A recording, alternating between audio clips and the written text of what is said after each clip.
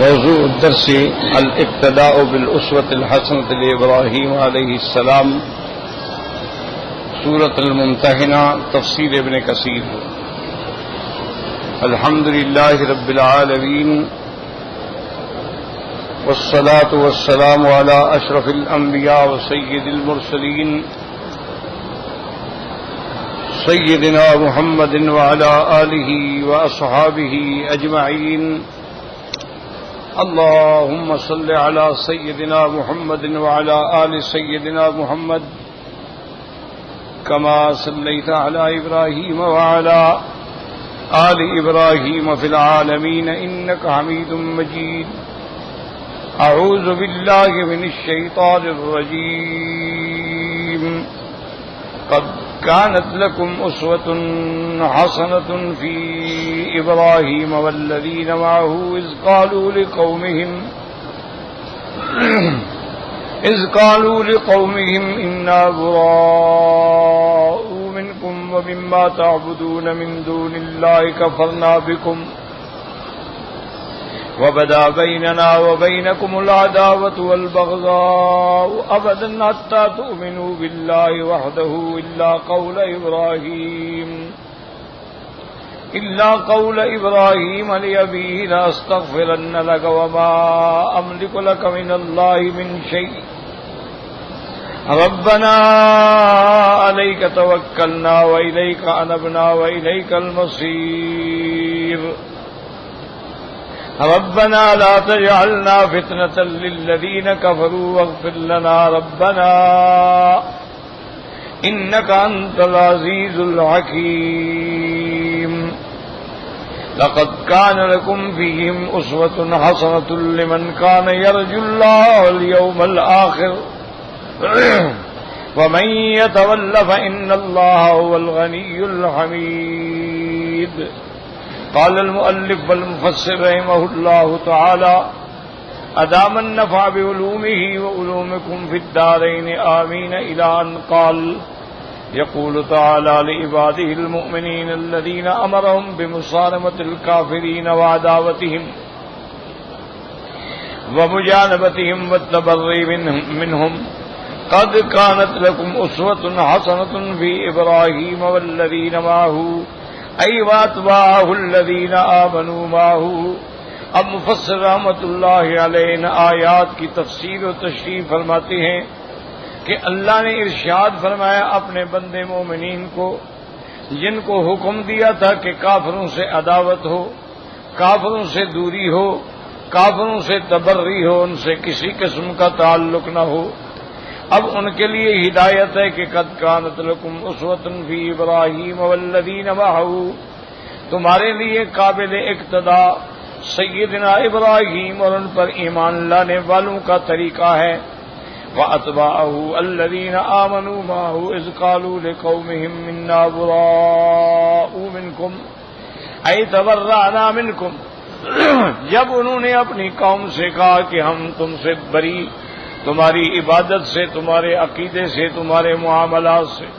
وَمِمَّا تَعْبُدُونَ مِن دُونِ اللَّهِ كَفَرْنَا بِكُمْ أَيْ بِدِينِكُمْ وَطَرِيقَتِكُمْ، اور جن کی تم عبادت کرتے ہو ہم اس سے بھی برات کا اظہار کرتے ہیں، ہم تمہارے ساتھ تمہارے اس عقیدے کا انکار کرتے ہیں، اور ہم تمہارے دین اور تمہارے طریقے سے بیزاری اختیار کرتے ہیں۔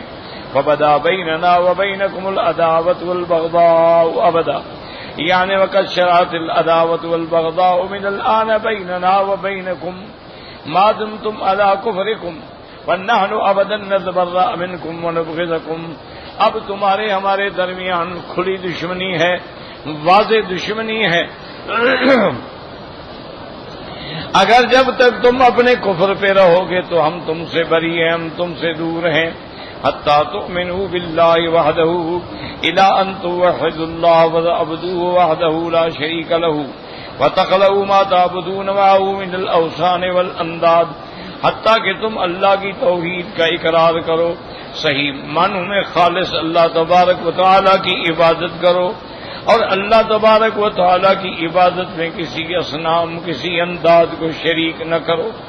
وقوله تبارک وتعالی الا قول ابراہیم لأبیہ لاستغفرن لک ای لکم فی ابراہیم وقومہ اسوۃ حسنۃ تتأسون بها الا فی استغفار ابراہیم لأبیہ.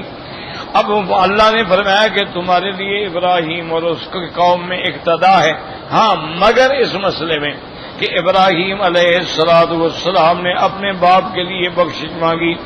فإنه إنما كان عن موعظة وعدها إياه فلما تبين له أنه عدو لله تبرأ منه. حالانکہ ابراہیم علیہ السلام کا اپنے والد کی بخشش مانگنا جو ہے وہ ایک حد تک تھا، جب یہ بات واضح ہو گئی کہ وہ اللہ کا دشمن ہے تو حضرت ابراہیم بری ہو گئے. فذلك وأن بعض المؤمنين كانوا يدعون لآبائهم الذين ماتوا على الشرك ويستغفرون لهم ويقولون إن إبراهيم كان يستغفر لأبيه.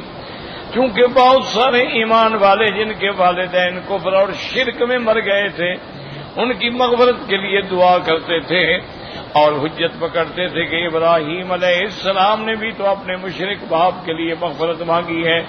تو اللہ تبارک و تعالی نے قرآن پاک کی یہ آیات اتاری. ما کان للنبی والذین آمنوا ان یستغفروا للمشرکین ولو کانوا اولی قربی من بعد ما تبین لهم انہم اصحاب الجحیم. اللہ نے فرمایا کہ ما کان للنبی، پیغمبر یا ان پہ ایمان والوں کو لیے یہ لائق نہیں ہے کہ اپنے مشرکین رشتہ داروں کی دعا کریں، ان کی مغفرت چاہیں، جبکہ بات واضح ہو گئی کہ وہ جہنمی ہیں. وما كان استغفار ابراہیم لأبیہ الا عن موعظة وعدها إياه فلما تبين له انه عدو لله تبرأ منه ان ابراہیم لأواه حلیم. حضرت ابراہیم کی بخشش مانگنا ایک وقت تک تھا، جب واضح ہو گیا کہ ان کا باپ کفر پہ ہے تو آپ نے اس سے برات کا اعلان فرما دیا. وقال تعالی فی هذه الآیۃ قد كانت لكم أسوة حسنة في إبراهيم والذين معه اذ قالوا لقومهم انا براء منكم الى قوله الا قول ابراہیم لأبیہ لاستغفرن لك وما املك لك من الله من شيء اي ليس لكم في ذلك اسوة في الاستغفار للمشركين. یعنی کافروں کے لیے، مشرکین کے لیے تم اللہ سے بخشش نہیں مانگ سکتے. هكذا قال ابن عباس ومجاہد وقتادہ ومقاتل حیان والضحاک وغیر واحد. ثم قال تعالى مخبرا عن قول ابراہیم والذین معه ان فارقوا قومه وتبرؤوا منهم فلجأوا الى الله وتضرعوا الیہ. اب اللہ خبر دیتے ہیں کہ حضرت ابراہیم اور ان پر ایمان والے جب اپنی مشرک قوم سے علیحدہ ہو گئے، جدا ہو گئے، بری ہو گئے، اب انہوں نے اللہ تبارک و تعالیٰ کی طرف رجوع کیا، اللہ تعالیٰ کے سامنے عاجزی کی. فقالوا ربنا علیک توکلنا والیک انبنا والیک المصیر. اے توکلنا علیک فی جمیع الامور وسلمنا امورنا الیک وفوضناها الیک والیک المصیر المعاد فی الدار والآخرہ. کہ یا اللہ ہم آپ پر ہی آسرا کرتے ہیں، سارے امور کے اندر اور تمام معاملات ہمارے آپ کے سپرد ہیں اور آپ ہی کی طرف لوٹنا ہے. قیامت والے دن ربنا لا تجعلنا فتنة للذین کفروا. قال مجاہد معناہ لا تعذبنا بأیدیہم ولا بعذاب من عندک فیقولوا لو کان ہؤلاء لی حق ما اصابہم بہذا. یا اللہ ہمیں آزمائش نہ بنانا. کافروں کے لیے کیا مانا؟ یعنی یہ ہم پر کافروں کو غالب نہ کر دینا یا اپنی طرف سے ہم پر عذاب نہ نازل فرما دینا، کیونکہ اگر آپ نے عذاب کیا تو کافر کہیں گے دیکھو اگر یہ حق پہ ہوتے تو ان پہ عذاب نہ آتا. وقضا قال الضحاک وقال قتادہ لا تظہرهم علینا فیفتنوا بذلک یرون انہم انما ظہروا علینا لحق هم علیہ. حضرت قتادہ فرماتی ہیں ان کی دعا یہ تھی کہ یا اللہ مشرکوں کو، کافروں کو ہم پہ غالب نہ کر دینا، اگر آپ نے غالب کیا تو وہ سمجھیں گے کہ ہم جو ہے حق پہ نہیں ہیں. واختارہ ابن جریر وقال علی ابن ابی طلحہ عباس لا تسلطهم علینا فیفتنوننا. حضرت ابن عباس فرماتی ہیں کہ اس کا ترجمہ یہ ہے کہ یا اللہ ہمارے دشمنوں کو ہم پر مسلط نہ کر دینا، ہم پہ غالب نہ کر دینا کہ پھر وہ ہمیں آزمائشوں میں ڈال دیں. وقوله تبارك وتعالى واغفر لنا ربنا انك انت العزيز الحكيم اے واستر ذنوبنا عن غيرك واعف عنا بما بيننا وبينك. یا اللہ جو ہمارے گناہ ہیں اگر غیروں سے متعلق ہیں تو ان پہ پردہ ڈال دے، جو آپ کے درمیان میں ہیں معافی عطا فرما دے. انک انت العزیز، آپ ہی غالب ہیں. الذی لا یضام اللہ بجنابک، جو آپ کا سہارا لیتا ہے وہ کبھی ناکام نہیں ہوتا. الحکیم فی اقوالک و افعالک، اور آپ حکمت والے ہیں اپنے تمام اقوال و افعال کے اندر. والشرع و قدرک، اور آپ کی شریعت، آپ کی تقدیر، ہر چیز جو ہے اللہ کی حکمت کے مطابق ہے. لقد كان لكم فيهم أسوة حسنة لمن كان يرجو الله واليوم الآخر.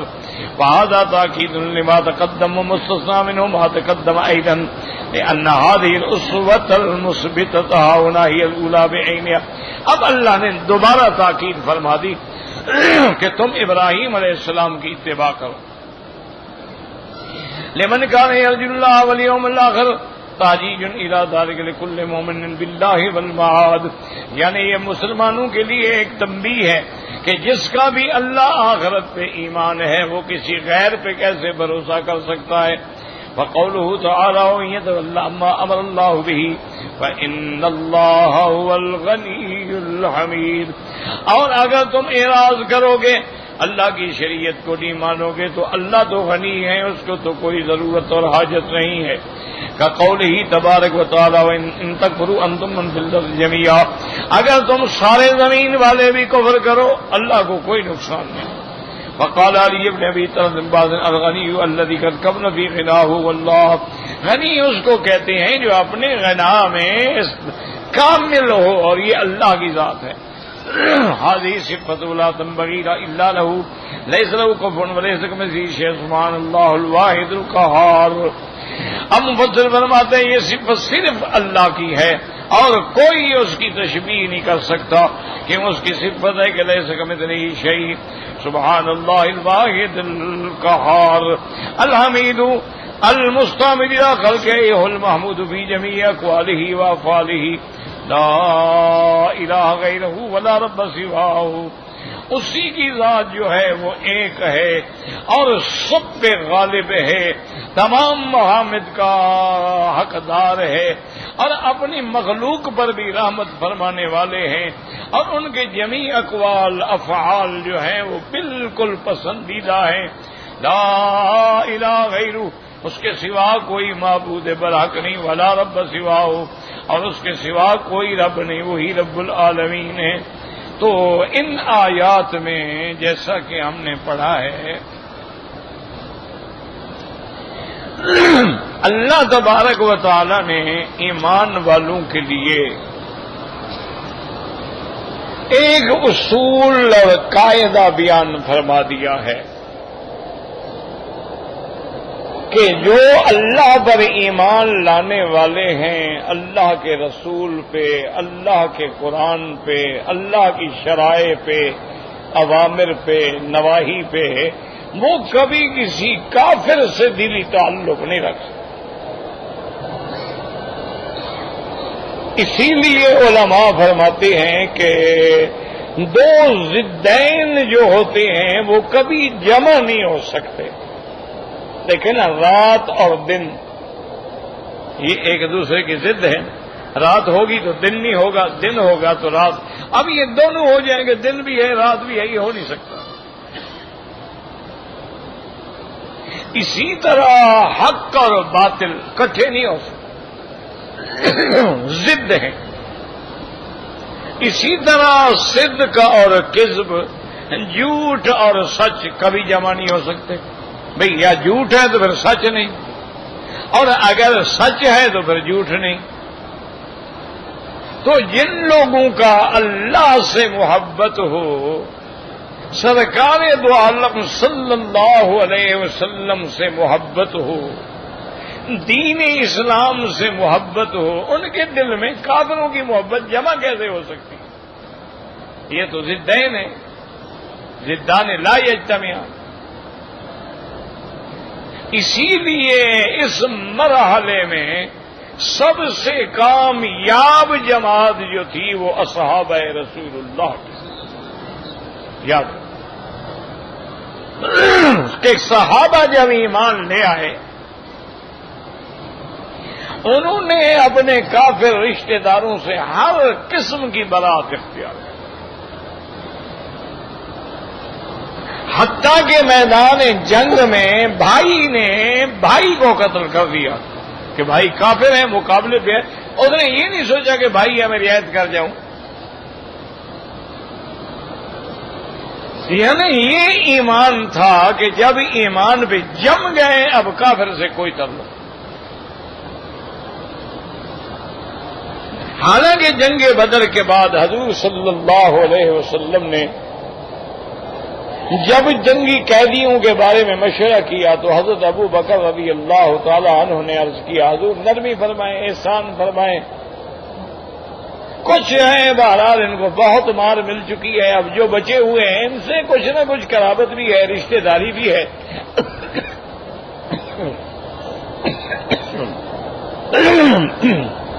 اگر یہ فدیہ دے دیں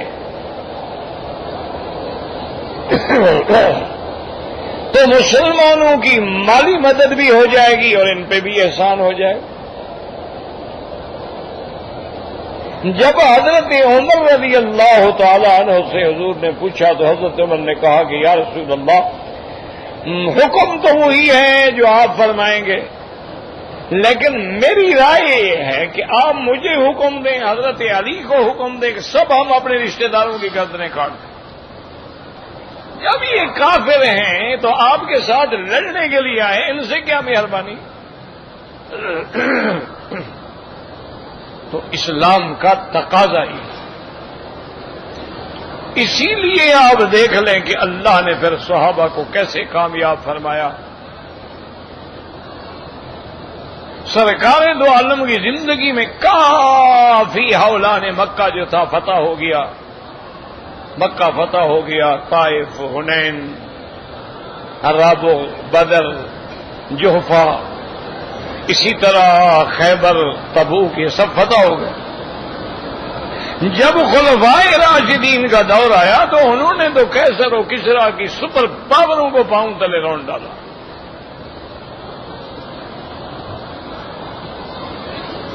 یعنی یہ ایمان کی وہ پختگی تھی جس نے صحابہ کو کامیاب کیا۔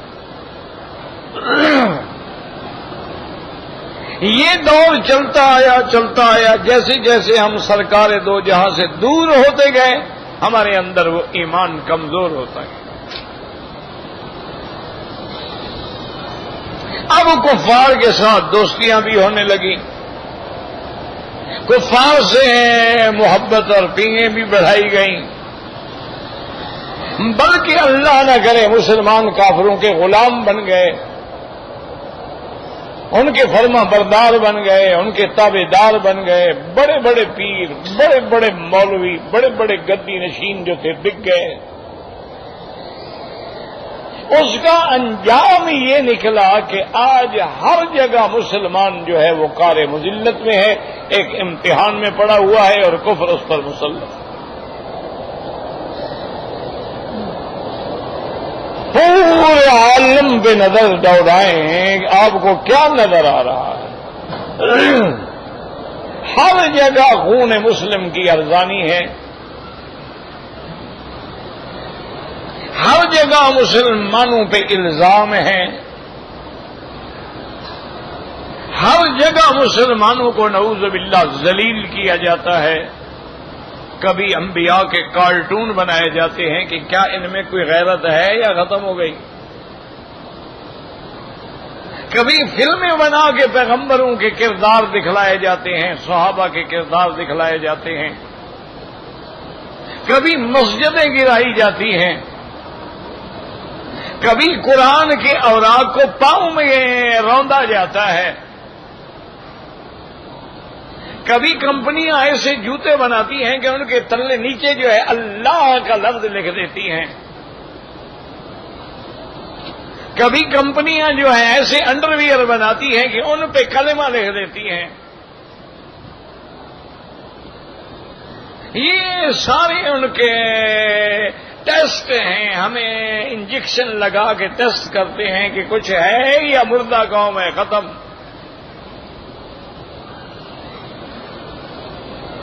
اور ہمارے ہاں حالت یہ ہے کہ آپ ٹھنڈے دل سے ایک محلے پہ، اپنے محلے پہ نظر ڈالیں، اگر 1000 آدمی کی آبادی ہے تو مسجد میں 200 بھی نہیں آتا۔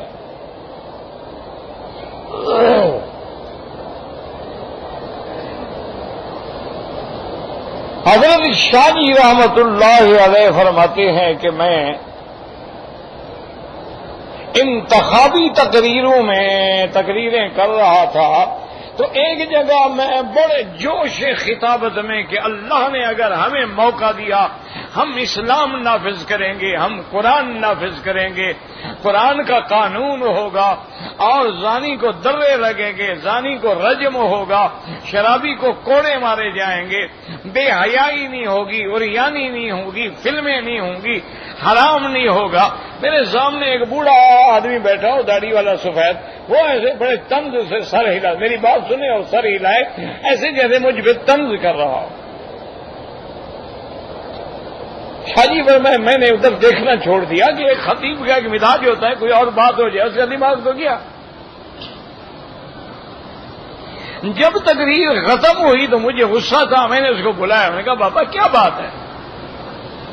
اس نے کہا شاہ جی آپ جو فرما رہے تھے نا کہ اللہ نے اگر ہمیں اقتدار دے دیا ہم اسلام نافذ کریں گے، قرآن نافذ کریں گے، امر بالمعروف ہوگا، نہی عن المنکر ہوگا، شراب بند ہوگا، زنا بند ہوگا، کوڑے ہوں گے، رجم ہوگی۔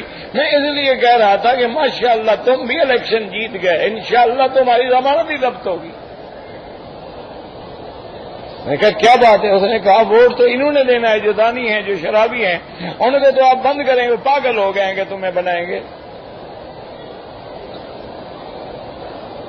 انہوں نے کہا یہی تو ووٹر ہیں جو شرابیں پی رہے ہیں، جو ہلے گلے کر رہے ہیں، جو پتنگیں اڑا رہے ہیں، جو ہندوؤں کے کپڑے پہن رہے ہیں، ہندو والی رسومات کر رہے ہیں، تو ان کو ووٹ دیں گے جو ان کے حکم پہ چلیں گے۔ اگر یہ ناچ کرتے ہیں اس کو بنائیں گے جو ان کے ساتھ کھڑے ہو کے ڈانس کرے۔ یہ ایک کتا رکھتے ہیں اس کو بنائیں گے جو 2 کتے رکھتا ہو۔ تو انہوں نے کہا حضرت آپ کہاں بیٹھے ہوئے ہیں؟ تو شاہ جی فرماتے ہیں، انہوں نے کہا دیکھیں شاہ جی میں دیہاتی آدمی ہوں، ان پڑھ ہوں، جاہل ہوں، اور بالکل ایک چھوٹا سا کاشتکار ہوں۔ میں آپ کو ایک نتیجہ، ایک پول، ایک سروے کا نتیجہ بتاتا ہوں، آپ ہر علاقے میں سروے کر لیں کہ اس محلے کی آبادی ہے مثلا 1000، آپ دیکھیں مسجد میں کتنے آتے ہیں، وہ آئے گا مثلا 100، یہ 100 آپ کا ووٹ ہے، باقی آپ کے خلاف ہے۔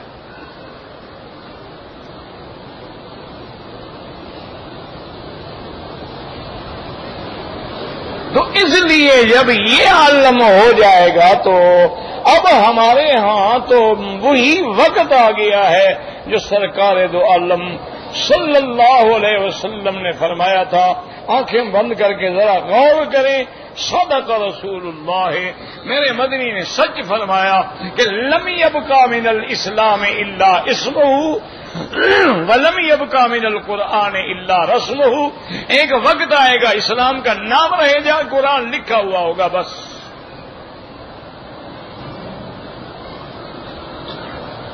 اسی طرح حضور پاک نے ایک اور منظر بیان کیا، فرمایا اذا كان امراؤكم خياركم واغنياؤكم سمحاؤكم وَأُمُورُكُمْ شُورَى بَيْنَكُمْ فَظَهْرُ الْأَرْضِ خَيْرٌ مِّن بَطْنِهَا۔ حضور نے فرمایا جب تمہارے حاکم اچھے ہوں، تمہارے غنی سخی ہوں، اور تمہارے معاملات آپس میں مشورے سے طے ہوتے ہوں، پھر دنیا میں رہنا بہتر ہے۔ فرمایا کہ اذا کان امراؤکم شرارکم، جب تمہارے حاکم شریر اور شرابی اور زانی لوگ بن جائیں اور غنی تمہارے بخیل بن جائیں، وامورکم الی نسائکم، اور تمہارے معاملات عورتوں کے سپرد ہو جائیں، فبطن الارض خیر من ظہرہا، پھر مر جانا زیادہ بہتر۔ اب آپ ٹھنڈے دل سے ایمان سے سوچیں کہ جہاں ہمارا یونین کونسل کا شریف آدمی تو یونین کونسل کا ممبر بھی نہیں بن سکتا، اور کیا کرے گا؟ وہ تو اپنی ٹاؤن کا کونسلر نہیں بن سکتا ہے، چیز ہے کہ وہ ایم پی اے یا ایم این اے بنے گا اور تمہارے کام کرے گا۔ کون آئیں گے؟ وہی وڈیرے، وہی ظالم، وہی راشی جو پیسہ پانی کی طرح بہا سکتے ہوں۔ اور آپ ٹھنڈے دل سے دیکھ لیں کہ آج ہمارے تمام معاملات جو ہیں وہ عورتوں کے سپرد ہیں یا نہیں ہیں۔ بڑے سے بڑا مولوی ہو نا جی، بڑے سے بڑا پیر ہو، بیوی اڑ جائے کہ میں لڑکی کا رشتہ اپنے رشتہ داروں میں کروں گی، ہم مولوی صاحب بیٹھے ہیں کچھ بھی نہیں کر سکتے، وہی ہوگا جو بیوی چاہے گی۔ بیوی کے رشتہ دار گھر میں آ جائیں تو جناب مختلف ڈشز تیار ہوں گی، کھانے لگیں گے، اور خاوند کا کوئی رشتہ دار آ جائے تو ایسے منہ بن جائے گا جیسے کوئی چہرے پہ کالک ملتی ہو کسی نے۔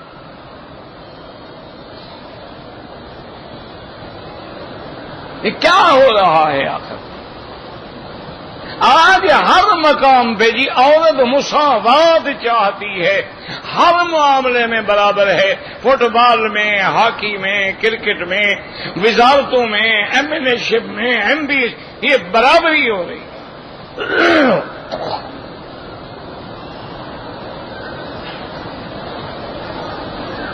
اور اس کا انجام کیا ہے؟ ایمان سے کہیں کہ کیا ہوتا ہے جس اسمبلی میں عورتیں ہوتی ہیں؟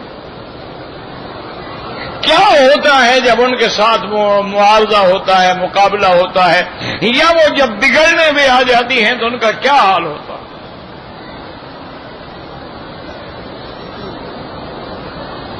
مجھے خود یاد ہے کہ مفتی صاحب رحمت اللہ علیہ نے رکن یمانی کے پاس ہم بیٹھے تھے، کہنے لگے مکی صاحب میں سوچتا رہتا تھا کہ یا اللہ مجھ سے کون سا گناہ ہوا ہے کہ قرآن حدیث پڑھانے والا میں بندہ اور کہاں اسمبلی۔ میری زندگی قرآن پڑھاتے، حدیث پڑھاتے، فقہ پڑھاتے گزر گئی، اور آج ہم اسمبلی میں داڑھی اور جبہ دستار کے ساتھ بیٹھے ہوتے ہیں، ادھر ایک عورت بیٹھی ہے، ادھر ایک عورت بیٹھی ہے، چہرہ کھلا ہوا ہے، بال کٹے ہوئے ہیں، ہم کہاں جائیں جناب؟ کتنی دیر آنکھیں بند کر کے بیٹھے؟ میں حیران ہوں کہ مجھے کس گناہ کی اللہ نے سزا دی۔ یہ تو پھر جب قادیانیت کا مسئلہ آیا پارلیمنٹ میں، اور اس میں اللہ نے ہمیں سرکار دو جہاں کی ختم نبوت کے اعزاز کے لیے جنگ لڑنے کا موقع دیا اور ہم کامیاب ہوئے، پھر میں نے کہا اللہ تیرا شکر ہے، شاید اسی لیے بھیجا تھا، اب ہمارے گناہوں کا کفارہ ہو جائے گا۔ تو اس لیے ہمیشہ یاد رکھو، جب تک کفر سے محبت ہوگی مسلمان کبھی کامیاب نہیں ہوگا، جب تک کفر پہ سہارا ہوگا مسلمان کبھی کامیاب نہیں۔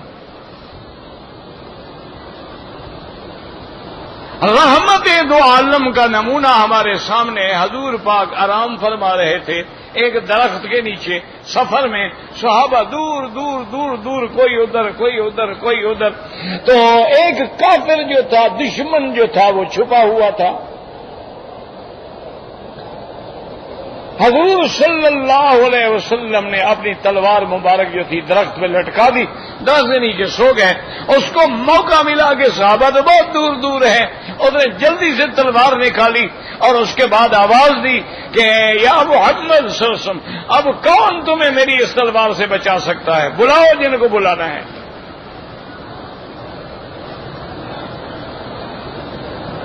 حضور صلی اللہ علیہ وسلم بغیر کسی پریشانی کے فرمایا اللہ کہ میرے بچانے والا اللہ ہے، بندہ تو نہیں. تو اس لفظ میں اتنا جلال تھا کہ کافر کے ہاتھ سے تلوار چھوٹ گئی، گر گئی. حضور نے تلوار اٹھائی، فرمایا اب بتاؤ میں یمنعک منی، تمہیں کون بچائے گا؟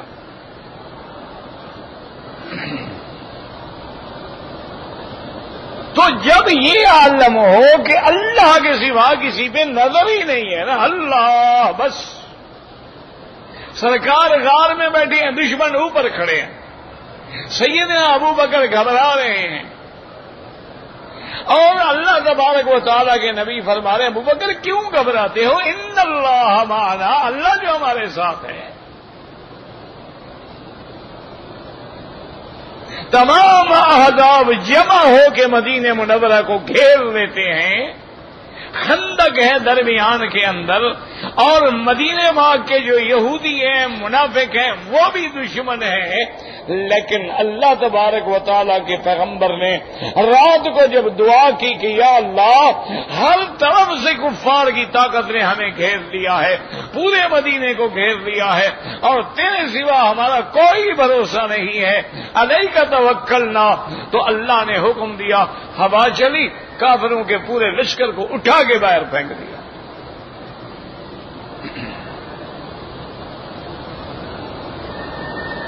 تو اس لیے اللہ نے ہمیں بتلایا کہ تم حضور کے طریقے پہ چلو، تم سیدنا ابراہیم کے طریقے پہ چلو. باقی ہے مشرک کے لیے دعا. یاد رکھو اگر کافر مشرک زندہ ہے دعا مانگ سکتے ہو کہ اللہ اس کو اسلام نصیب کر، اللہ ان کو ہدایت عطا فرما دے. لیکن اگر کافر کفر پہ مر گیا ہے اب دعا مانگنا منع ہے، اب تو جہنمی ہے، اس کے لیے دعا کا کوئی تصور ہی نہیں. اسی لیے اللہ تبارک و تعالی نے فرما دیا کہ حضرت نوح، حضرت لوط کی بیویاں کافرہ تھیں. کانتا تحت عبدین صالحین من عبادنا فخانتاہما، خیانت کی، کفر کیا. فلم یغنیا عنہما من اللہ شیء، اللہ کے سوا کوئی پیغمبر ان کو جہنم سے نہ چھڑا سکے. تو اس لیے اپنے عقیدوں کو درست کر لیں اور اپنے قبلے کی سمت جو ہے وہ ٹھیک کر لیں. مسلمان کی نجات قرآن میں ہے، مسلمان کی نجات اتباع سنت محمد مصطفیٰ میں ہے، مسلمان کی کامیابی اتباع صحابہ میں ہے. مسلمانوں کی کامیابی اپنے دل میں اللہ اللہ کے رسول کی محبت کے سوا کسی کو جگہ نہ دیں، خالص اللہ پہ بھروسہ کریں. دکھ ہے، سکھ ہے، خوشی ہے، غم ہے، ہر حال میں مومن کا عقیدہ ہو کل نہیں یصیبنا الا ما كتب اللہ لنا ہوا مولانا. ہمیں کوئی تکلیف نہیں پہنچتی مگر جو اللہ نے لکھا ہے، وہی ہمارا مولا ہے، وہی ہمارا ناصر ہے، وہی ہمارا والی ہے، اسی پہ بھروسہ ہے، اسی پہ ہم ایمان لانے والے ہیں. اور جب یہ عقیدے ہو جاتے ہیں تو پھر اللہ تعالی کی تمام مخلوق جو ہے اللہ اپنے بندے کے تابع کر دیتا. اس کی ایک چھوٹی سی مثال میں عرض کر دوں. مثلاً آپ نے دیکھا ہے کہ بعض علماء ہیں، بزرگ ہیں، مشائخ ہیں، کیسے ساری دنیا ان کے دروازے پہ پڑی ہے، ہاتھ ملانے کے لیے ترستے ہیں، زیارت کرنے کے لیے ترستے ہیں. کیا وجہ ہے؟ وہ بھی تو ہماری طرح انسان ہیں. لیکن جب انہوں نے اپنی خواہشات کو مٹا ڈالا ہے اور اپنے دل میں اللہ کا ڈیرا لگا دیا ہے تو اب وہ جو اللہ کے کمالات، اللہ کی صفات ہیں، ان کے نتائج ظاہر ہوتے ہیں کہ اللہ فرماتے ہیں پھر میں جس سے محبت کرتا ہوں اس کی محبت پر میں لوگوں کے دلوں میں بھی ڈال دیتا ہوں. حتیٰ کہ ایک حدیث مبارک میں آتا ہے اللہ فرماتے ہیں میں فرشتے کو حکم دیتا ہوں اعلان کر دو کہ اے دریا کی مچھلیوں، اے پرندوں، اے طیور، اے حشرات، اے حیوانات، فلاں بندہ میرا محبوب ہے، تم سب اس کے لیے دعا کرو.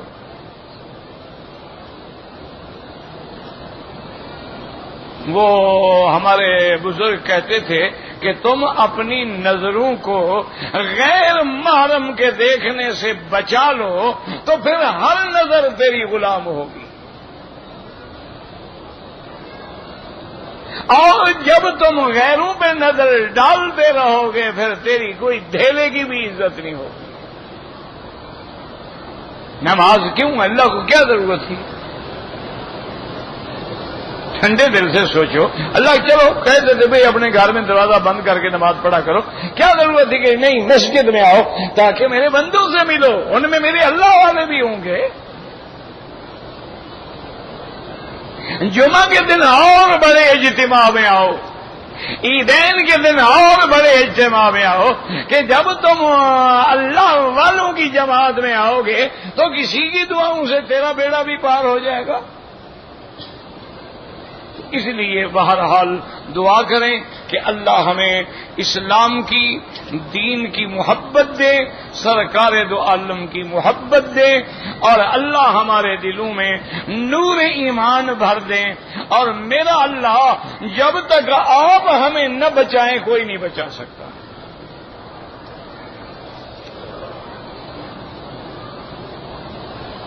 کہتے جی کہ بلی نے دودھ میں منہ مار دیا کچھ نہیں ہوتا، پی لیں کوئی فرق نہیں پڑتا۔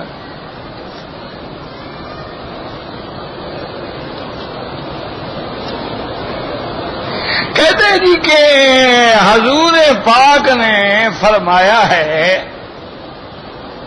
کہ کلکم بنو آدم وآدم من تراب، کہ تم سب بنو آدم ہو اور آدم کو اللہ نے مٹی سے بنایا ہے۔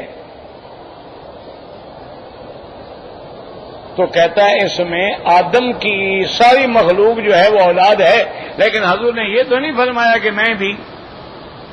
اس کا معنی یہ ہے کہ حضور پاک جو ہے لہذا وہ آدم سے پیدا نہیں ہوئے، مٹی سے بھی پیدا نہیں ہوئے، وہ تو پھر نور سے پیدا ہوئے نا، وہ اپنا مسئلہ ثابت کر رہا ہے نا بیچارہ۔ وہ کہتے ہیں حضور نے فرمایا تم سارے آدم کی اولاد ہو، اپنے آپ کو تو شامل نہیں کیا، فرمایا کلکم بنو آدم، تم سب آدم کی اولاد ہو، تم اولاد ہو نا، یہ تو نہیں فرمایا کہ میں بھی۔ اور آدم کو اللہ نے مٹی سے پیدا فرمایا ہے، تو لہذا اس کا مطلب یہ ہوا کہ اولاد آدم سے حضور پاک الگ ہو گئے، اور جب اللہ کے پیغمبر الگ ہو گئے تو لہذا وہ مٹی سے پیدا نہ ہوئے بلکہ اللہ کے نور سے پیدا ہوئے۔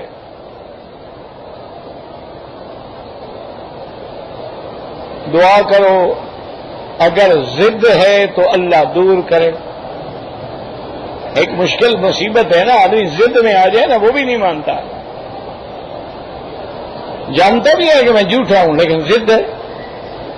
مکے والے نہیں جانتے تھے حضور سچے ہیں، کیا خیال ہے آپ کا؟ کافر مشرک جو تھے ان کو حضور کی صداقت پہ کوئی شک تھا؟ بالکل مانتے تھے کہ آپ سچے ہیں، امین ہیں، دیانتدار ہیں، آپ عدل والے ہیں، انصاف، لیکن نہیں مانتے، یہ ہماری ضد ہے۔ تو اگر تو میرے چٹ لکھنے والے بھائی کی بھی ضد ہے تو اللہ ہدایت دے، اور اگر ضد نہیں ہے بلکہ مسئلہ نہیں سمجھا تو پھر سمجھنے کی کوشش کریں، چلو آدم کی اولاد کو الگ رہنے دیں۔ اللہ نے فرمایا منہا خلقناکم وفیہا نعیدکم ومنہا نخرجکم تارۃ اخری، میں نے تم سب مخلوق کو مٹی سے بنایا ہے، مٹی پہ رہو گے، پھر مٹی کے اندر دفن کروں گا اور قیامت والے دن تمہیں مٹی سے اٹھاؤں گا۔ اس میں اللہ نے تو ساری مخلوق کا کہہ دیا۔ آدم علیہ السلام والی بات کو رہنے دیں، یہ تو اللہ سب کو کہہ رہا ہے۔ اچھا، اسی طرح اگر ہم دیکھیں کہ اصل آدم مٹی سے ہے، لیکن ہم تو میاں بیوی کے پانی سے پیدا ہوئے ہیں، وہ بھی ساری مخلوق کو خطاب ہے کہ یا ایھا الناس انا خلقناکم من ذکر و انثی، کہ اے دنیا کے تمام لوگوں، میں نے تمہیں ایک مرد اور عورت سے پیدا کیا ہے۔ اس میں اللہ نے نبیوں کو باہر تو نہیں نکالا۔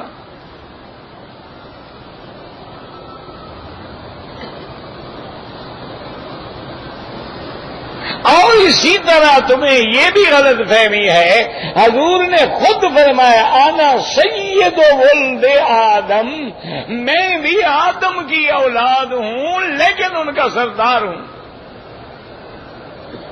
حضور نے تو خود فرما دیا ہے کہ میں بھی آدم کی اولاد ہوں۔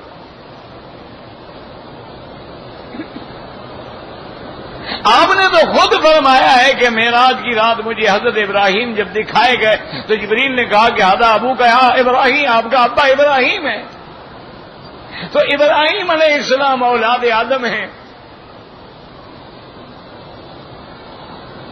اور اللہ نے جو مخلوق کی پیدائش کا سلسلہ رکھا ہے، اگر ہم حضور صلی اللہ علیہ وسلم کو نور کی پیدائش مان لیں تو پھر آپ کی والدہ آمنہ بی بی اور عبداللہ کو کیا کہیں گے؟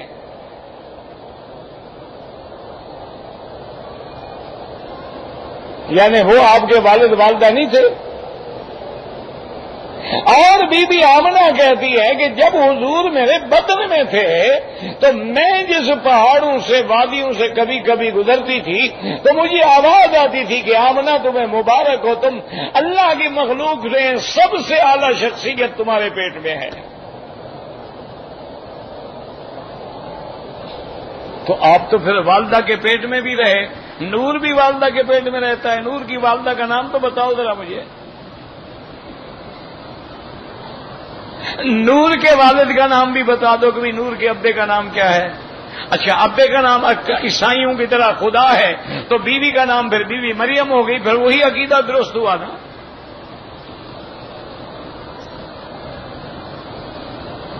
اور اللہ تو کہتے ہیں متخذ صاحبۃ ولا ولدا، اللہ تبارک و تعالی بیوی سے بھی پاک ہے، اولاد سے بھی پاک ہے۔ اس کی تو صفت ہے کہ لم یلد ولم یولد، نہ جینا گیا نہ کسی کو جینا۔ تو یہ عقائد رکھنا جو ہے میرے بھائی، یہ قرآن کے خلاف ہے۔ اللہ نے تمام بشر انسانیت کو اولاد آدم سے پیدا کیا ہے، اور میرے نبی نے کئی بار اعلان کیا انما انا بشر مثلکم، کئی دفعہ اعلان کیا قل سبحان ربی هل کنت الا بشرا رسولا۔ اور سید ابراہیم نے یہی دعا مانگی ربنا وابعث فیہم رسولا منہم، اللہ ان مکے والوں میں سے نبی پیدا فرما، وہ بھی سارے نور سے پیدا ہوئے تھے۔ تو یہ ایسے عقیدے ہیں، ان کو تم سمجھتے ہو کہ ہم تعریف کریں، یہ تعریف نہیں ہے، یہ توہین ہے۔ جیسے ولی کو نبی کہہ دو، نبی کو خدا کہہ دو، یہ تعریف نہیں ہے، تو بغاوت ہے۔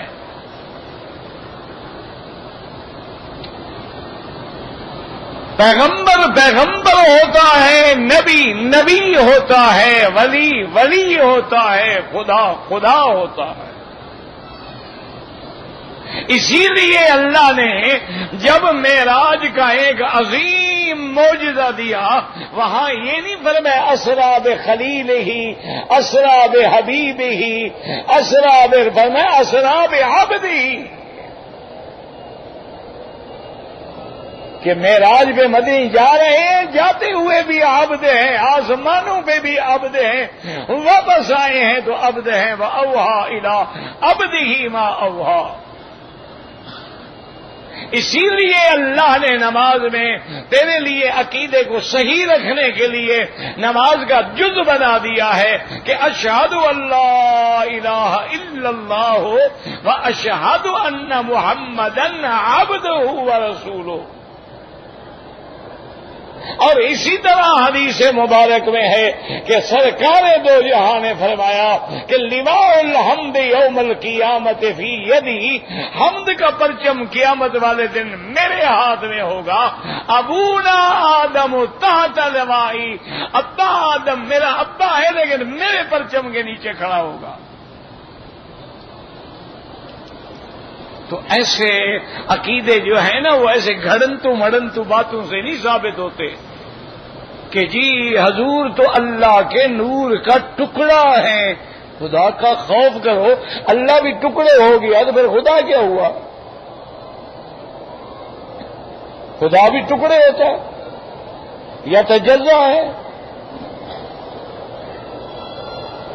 انا للہ و انا الیہ راجعون. سرکار دو عالم یاد رکھو آپ بشر ہیں، سید البشر ہیں. یہی تو شرف ہے کہ آپ بشر ہیں، آپ انسان ہیں. اسی لیے اقبال نے کہا تھا نا، سبق ملا ہے معراج مصطفیٰ سے مجھے کہ عالم بشریت کی زد میں ہے گردوں. اس نے کہا حضور مجھے تو آج بشر کا مقام سمجھ آیا ہے کہ جبریل نور ہے لیکن ساتھ بھاگ رہا ہے خادم بن کے. تمام عالم جو ہے انتظار میں ہے ایک بشر کے لیے. نے کہا مجھے تو سمجھ ہی آ جایا مقام بشریت. تو بہرحال اپنے عقیدوں کو درست کریں. اللہ تبارک و تعالی ہمیں بھی آپ کو ہدایت دے. آدم پہلے انسان ہے، ابھی آپ کو یہ بھی پتہ نہیں تو اللہ ہدایت دے. نہیں، پہلے آپ ہیں وہ دوسرے ہیں. انا للہ و انا الیہ راجعون. مقام ابراہیم کو بوسہ دینا ناجائز ہے. اگر جائز ہوتا سب سے پہلے میرے مدنی محمد مصطفیٰ بوسہ دیتا. باقی کسی جگہ ماں سوائے حجر اسود کے بوسہ ناجائز ہے. عالم برزخ کسے کہتے ہیں؟ یہ ہے دنیا. مر گئے، اب برزخ شروع ہو گیا، پھر آئے گا آخرت. تو برزخ کا معنی وہ درمیان والی چیز، جیسے مرج البحرین یلتقیان بینہما برزخ لا یبغیان. اللہ نے فرمایا دو دریا ہیں، ادھر میٹھا ادھر کڑوا، درمیان میں نے حاجز برزخ بنایا ہے. ادھر دنیا ہے ادھر آخرت ہے. جو درمیانی پیریڈ ہے یہ برزخ ہے.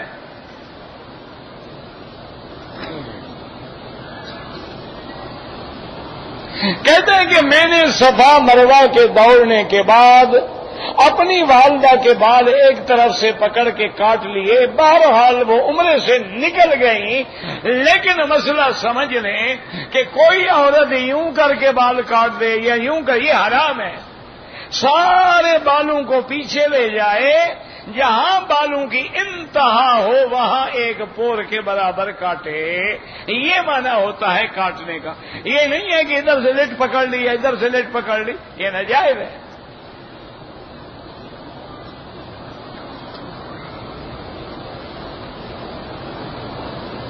جس آدمی کا عقیدہ ہے حضور سلام نہیں سنتے، اللہ ہدایت دے. ہم اس کو کافر تو نہیں کہتے، ہم کہتے ہیں وہ غلط عقیدے پہ ہے، کافر نہیں ہے.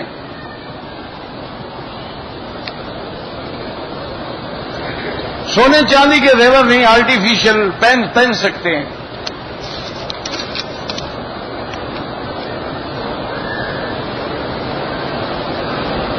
کہتے ہیں جی کہ بغیر فاتحہ کے مقتدی کی نماز نہیں ہوتی. یہی حدیث دکھا دیں کہ لکھا ہو کہ مقتدی کی نماز بغیر فاتحہ کے نہیں ہوتی.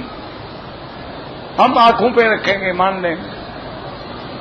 ہم تو آپ کو حدیث دکھا سکتے ہیں مسلم میں کہ حضور نے فرمایا جب امام پڑھے تم چپ کرو. ہم تو تمہیں حدیث دکھلا سکتے ہیں حضور نے فرمایا جب امام کہے غیر المغضوب علیہم ولا الضالین فقولوا آمین، تم آمین کہو. تو مانا ہوا کہ فاتحہ امام پڑھے گا، ہم نے تو صرف آمین کہنا ہے. ہم تمہیں حدیث دکھلا سکتے ہیں کہ اگر آدمی رکوع میں مل جائے تو اس کی رکعت شمار ہوگی. تو اس نے تو کچھ بھی نہیں پڑھا، رکعت کیسے شمار ہو گئی؟ یہ ہم تو تمہیں حدیث دکھا سکتے ہیں کہ من کان لہ امام، جس کا امام ہو، امام کا پڑھنا مقتدی کا پڑھنا ہے۔ تم بھی اپنے لفظوں کے مطابق، ایک ہے لا صلاۃ الا بفاتحۃ الکتاب، وہ تو محدثین نے فرما دیا کہ حق کے منفرد میں ہے یا امام کے حق میں ہے، اس میں مقتدی کا تو لفظ ہی نہیں ہے۔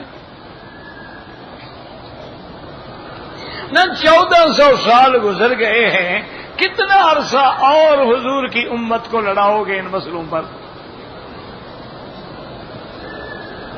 بھئی تم کفر کے خلاف بھی نہیں لڑتے ہو، قادیانیت کے خلاف بھی نہیں لڑتے ہو، بہائیت کے خلاف بھی نہیں لڑتے ہو، تجدیدیت کے خلاف بھی نہیں لڑتے ہو، مستشرقین کے خلاف بھی نہیں لڑتے ہو، جو منکر حدیث ہیں ان کے خلاف بھی تمہیں غصہ نہیں آتا، یہی مسئلے باقی رہ گئے۔ انا للہ و انا الیہ راجعون۔ دعا کرو اللہ ہدایت دے، اور یاد رکھو جتنے مومن نماز پڑھ رہے ہیں انشاءاللہ سب کی نماز قبول ہے۔ اللہ تبارک و تعالی پڑھ رہا ہے فاتحہ تو قبول ہے، نہیں پڑھی ہے تو قبول ہے۔ تم دونوں مولوی مل کے محنت کرو اس بدبخت پہ جو نماز ہی نہیں پڑھتا، جو پڑھ رہے ہیں خدا کے لیے ان کو معاف کر دو۔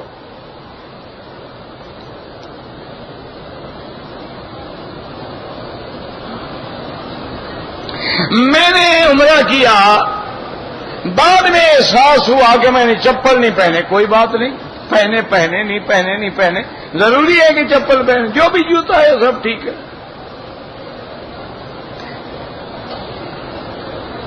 کعبۃ اللہ کی دیواروں کو چھونے کا کوئی حکم نہیں، ما سوائے حجر اسود رکن یمانی کے۔ اگر ایک عورت کسی مرد کے ساتھ کھڑی ہو جائے تو امام ابو حنیفہ فرماتے ہیں نماز مرد کی نہیں ہوگی، آگے ہو تب بھی نہیں ہوگی، برابر ہو تب بھی نہیں ہوگی۔ وہ جو قریب ہے، جو وہاں کھڑا ہے، اس کا کیا قصور ہے؟ اس کی نماز تو ہوگی نا، جو اس کے محاذات میں کھڑا ہے اس کی نہیں ہوگی۔ اس لیے کوشش کریں کہ عورت آگے بھی نہ ہو، برابر بھی نہ ہو، اور اسی لیے جب سنتیں پڑھیں کسی ستون کے پیچھے کھڑے ہو کے پڑھ لیں تاکہ تیرے آگے بھی کوئی نہ گزرے۔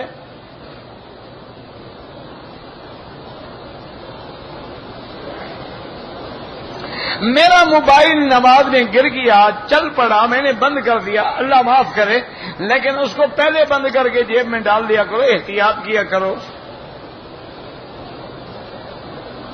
کہتے ہیں جی کہ اگر 12 ربیع الاول کو میلاد منانا منع ہے تو کیسے منائیں، کیوں منائیں؟ کوئی حکم ہو تو منائیں نا۔ ابو بکر نے منایا، حضرت عمر، عثمان، علی، حسنین، فاطمہ نے منایا ہے، تو ہمیں دکھا دو، ہم بھی منائیں گے۔ یا ان سے آپ کو زیادہ محبت ہے حضور سے؟ 12 ربیع الاول کے منانے کا طریقہ یہ ہے اپنے آپ کو محمد مصطفیٰ کی اتباع کا عہد کرو کہ میں کوئی کام نہیں کروں گا جو حضور کے حکم کے خلاف ہوگا۔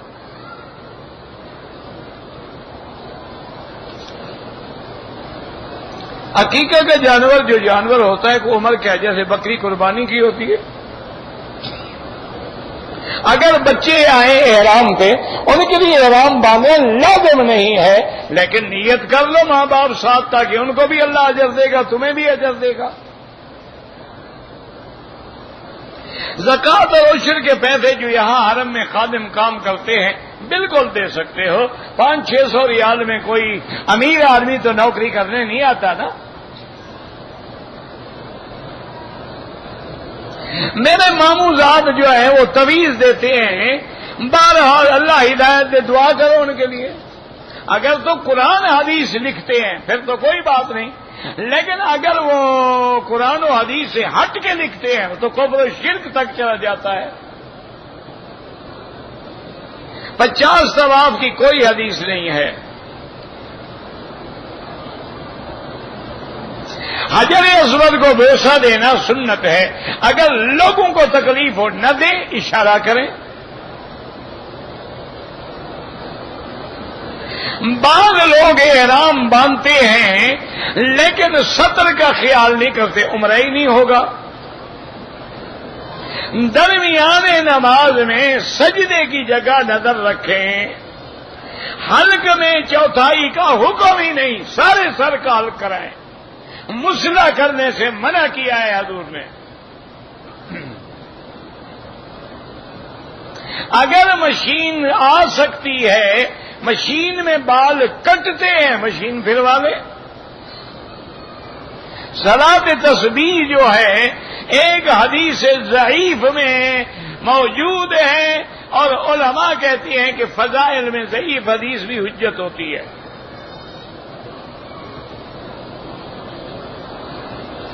کہتے ہیں جی کہ حضور صلی اللہ علیہ وسلم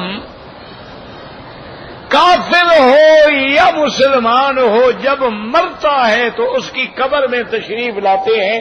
یہ بالکل جھوٹ ہے، من گھڑت ہے. پھر تو کافر بڑا خوش قسمت ہوا جس کی قبر میں حضور آ جائیں.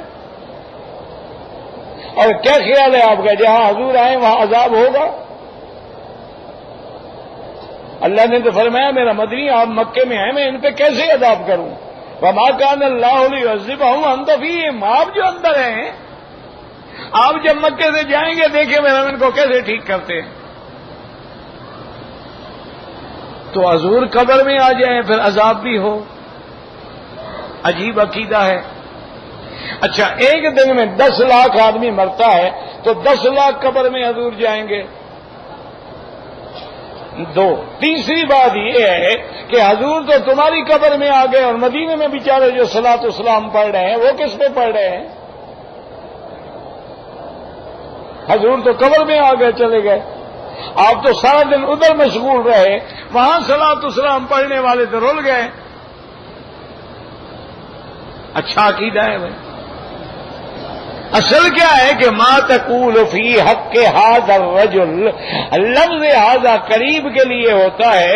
اس سے میری برادری نے مسئلہ گھڑا ہے کہ حضور قریب ہیں تبھی تو ھذا کہا گیا ہے. لیکن یاد رکھو ھذا للقریب ذالک للبعید وذاک للمتوسط، یہ نحوی قاعدہ ہے. لیکن کبھی کبھی جیسے ذالک الکتاب لا ریب فیہ، ذالک تو بعید کے لیے، کتاب تو ہمارے پاس ہے، یہاں کیسے آ گیا ذالک؟ اللہ تبارک و تعالی نے فرما دیا کہ ہی جہنم، جہنم کہاں ہے؟ تو ایسے مسئلے نہیں ثابت ہوتے. آگے حدیث موجود ہے کہ ما تقول فی حق ھذا الرجل الذی بعث فیکم، اس بندے کے بارے میں تیرا کیا عقیدہ ہے جس کو اللہ نے نبی بنا کے بھیجا تھا تمہارے پاس؟ تو جو مومن ہوگا وہ کہے گا محمد الرسول اللہ، اور جو کافر ہوگا وہ کہے گا ہاں لا ادری، میں نہیں جانتا.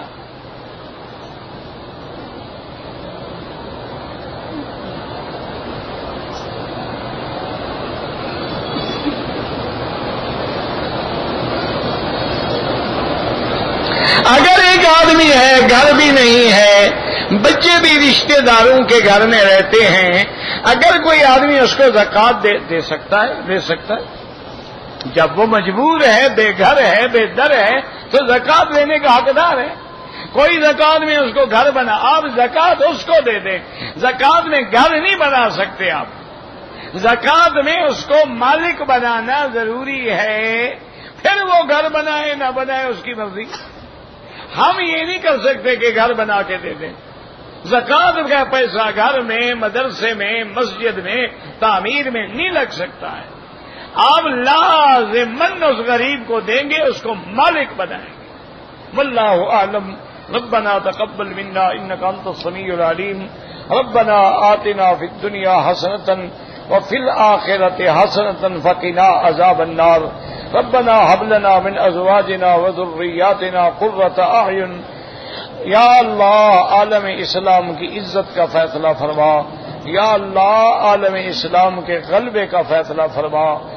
یا اللہ حرمین الشریفین کو قیامت تک ہر فتنے سے محفوظ فرما. یا اللہ پاکستان سے عذاب رفع فرما. یا الہ العالمین بیماروں کو شفا عطا فرما، بے حیاؤں کو حیا عطا فرما، بے اولادوں کو اولاد عطا فرما. جن کی اولادیں ہیں ان کو صالح بنا، بے روزگاروں کو روزگار عطا فرما، قرض داروں کے قرض ادا فرما۔ یا الہ العالمین ہمیں مانگنا بھی نہیں آتا، بغیر مانگے عطا فرما۔ یا اللہ ہر مسلمان کو صحیح عقیدہ نصیب فرما، اور جب آخری وقت آئے زبان پہ جاری فرما لا الہ الا اللہ محمد الرسول اللہ، وصلی اللہ تعالی علی خیر خلقہ سیدنا محمد وعلی آلہ وصحبہ اجمعین۔ اللہ